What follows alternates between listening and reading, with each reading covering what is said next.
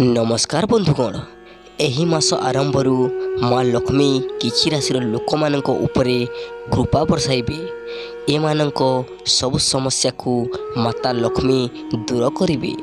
एही राशि मानंक उपरे माता लक्ष्मींकर असीम कृपा रहिबो, जहाँकि आसंता दिन मानंकरे एमानंकु भल फल देव।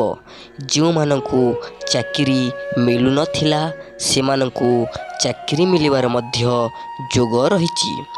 सबु कार्य आपण सफलतार सहित हासिल करिवे।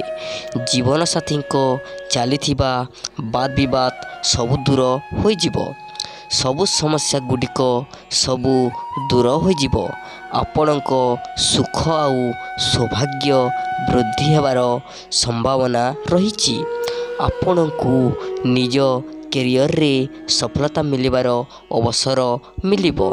तेबे आसंतु जानिबा सही सबु राशि विषय रे। नमस्कार बंधुगण, तुला राशिर व्यक्तिंक पई एही मासटी बहुत शुभ रहिबो। एही मासरे माता लक्ष्मींकर कृपा बरसिबो। तुला राशिर व्यक्ति माने एबे मालामाल होई जिवे, किंतु आपण माने गोटिए जिनिस रे ध्यान रखंतु। आपणकु कोनोसी भूल निष्पत्तिरु बंचिकी रहिबाकू पड़िबो। आपणक पार्टनरशिप रे करा जाइथिबा कार्य सफल हेबो। पारिवारिक जीवन रे सुख शांतिर वातावरण लागी रहिबो। दर्शक बंधु, मेष राशिर व्यक्ति विशेषଙ୍କ ପାଇଁ आसंता समय शुभ रहिबो। व्यापार रे बड़ धरणर लाभ हेबो। चाकरी करुवा लोक मानकर आय बढ़िबो। आपणक सबु समस्यार अंत हेबो।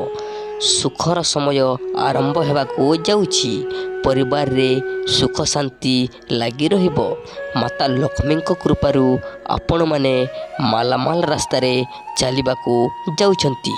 छात्र छात्री माने परीक्षा रे सफलता हासिल करिवे। दर्शक बंधु, बिछा राशि व्यक्ति विशेषଙ୍କ ପାଇଁ माता लक्ष्मीଙ୍କ कृपारू आपणकू सबु बड़ समस्यारू मुक्ति मिलिबो। एबे आपणक जीवन रे सुख शांति आरंभ हेबो एवं सबु अटकी रहितिबा कार्य सहजरे होइजिबो। छात्र छात्री माने परीक्षा रे सफलता पाइबे। धन अर्जन करिबा पई भल अणसर प्राप्त हेबो। संतानक पक्षरु बड़ खुशीर खबर मिलिबो।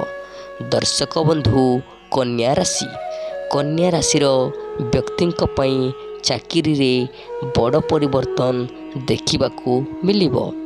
बड़ समस्यार समाधान देखिबाकू मिलिबो। एही समय रे सबु बड़ समस्या दूर होइजिबो। जो भूल आपण करिसंती सही भूल एही समय रे सुधरी पारिबे। आपणक परिक्रमा रे वृद्धि हेबो। आसंता समय आपणक पई भल रहिबो। नमस्कार।